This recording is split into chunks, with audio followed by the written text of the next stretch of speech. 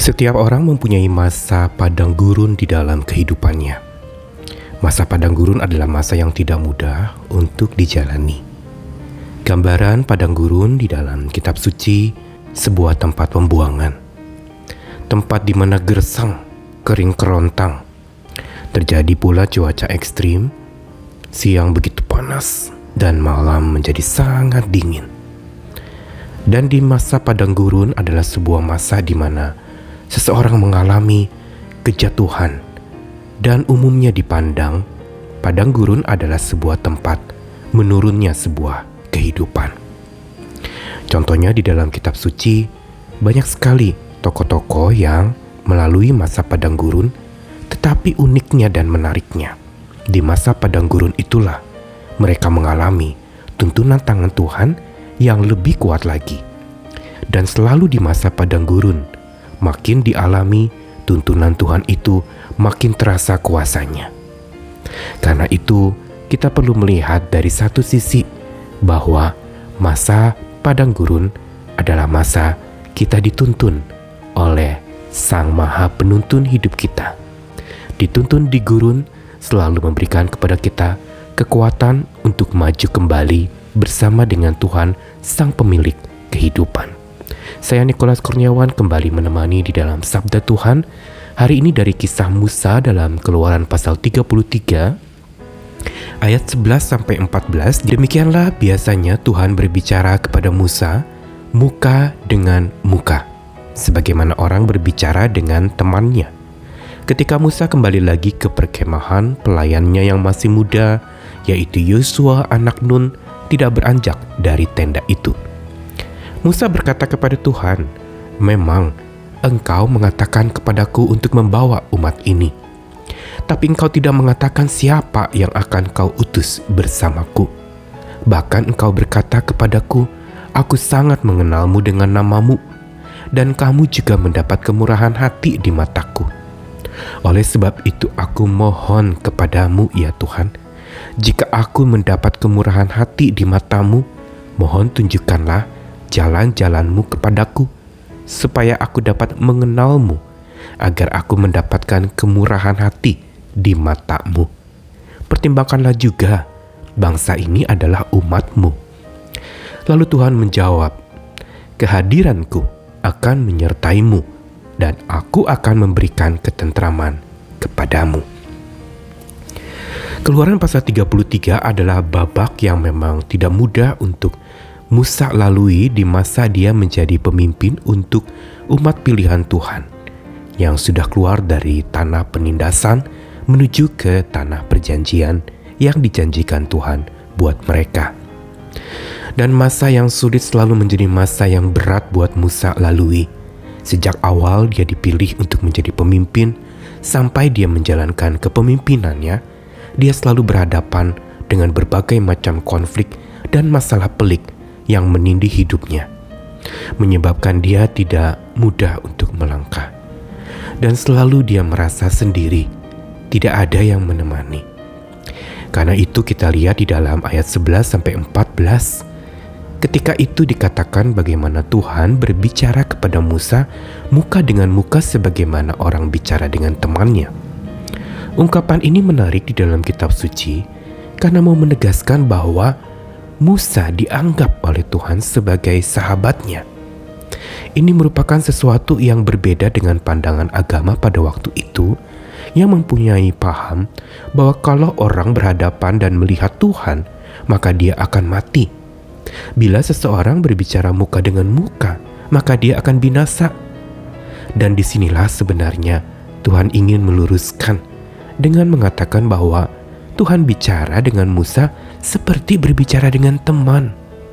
Ini menunjukkan sebuah pemahaman bagaimana Tuhan yang tuntunannya di padang gurun kehidupan adalah tuntunan seperti seorang teman yang mendampingi, tidak pernah jauh. Dan Musa yang selalu dan kerap merasa sendiri perlu diyakinkan oleh Tuhan bahwa Tuhan adalah temannya. Disinilah sebenarnya kita lihat bahwa masa padang gurun yang Musa hadapi adalah masa di mana keyakinannya itu dipulihkan. Bukan saja secara fisik, bukan saja juga secara mental dia diyakinkan, tetapi secara iman percaya dia kepada Tuhan itu dipulihkan oleh Tuhan. Dengan mencatatkan bahwa Tuhan bicara dengan Musa sebagaimana dengan teman. Inilah sebuah pemulihan keyakinan yang perlu kita miliki juga di masa padang gurun yang sulit dalam hidup kita. Bahwa ada teman sejati yang tidak pernah meninggalkan kita. Sekalipun orang-orang di sekitar kita bisa menjauhi kita, tetapi Tuhan selalu mendekat, bahkan mendekap hidup kita di dalam pelukan kasih-Nya. Dan kita lihat lagi bagaimana Musa tetap menunjukkan ketidakyakinannya ketika dia berkata, memang Tuhan akan memimpinku membawa umat ini, tetapi Tuhan tidak katakan siapa yang akan kau utus bersamaku. Kembali lagi Musa mengatakan, aku butuh teman, aku butuh ada orang yang mendampingiku. Dan di sini kita lihat bagaimana keyakinan Musa itu menjadi keyakinan yang sangat rapuh di masa padang gurunnya. Sekalipun Tuhan sudah pernah berkata, Tuhan sangat mengenal Musa dengan nama Musa, memberikan kemurahan hati kepada Musa. Dan ini semua keyakinan-keyakinan yang Tuhan sudah taruhkan sejak awal Musa melayani sebagai pemimpin. Tapi tetap saja Musa merasa sendirian. Dia merasa tidak ada teman. Tapi sekali lagi Tuhan menunjukkan kemurahan-Nya. Makanya setelah Musa memohon kepada Tuhan untuk memberikan lagi kemurahan hati dan menunjukkan jalan-jalan Tuhan kepadanya supaya dia dapat mengenal Tuhan dan memperoleh kemurahan di mata Tuhan, maka Tuhan menjawab, kehadiranku akan menyertaimu. Aku akan beri ketentraman kepadamu. Kata-kata singkat, padat, dan jelas yang dari Tuhan ini mau menegaskan bahwa Tuhan sendiri yang akan menjadi teman buat Musa. Kehadiranku akan menyertaimu. Inilah sebenarnya yang kita butuhkan juga sebagai orang percaya, bahwa Tuhan yang Maha Hadir itulah sumber hidup kita menjadi tahir. Tuhan yang Maha Hadir yang tidak pernah akan pergi jauh dari kita, itu yang sesungguhnya dapat memberikan istirahat yang sempurna, memberikan ketentraman yang sejati.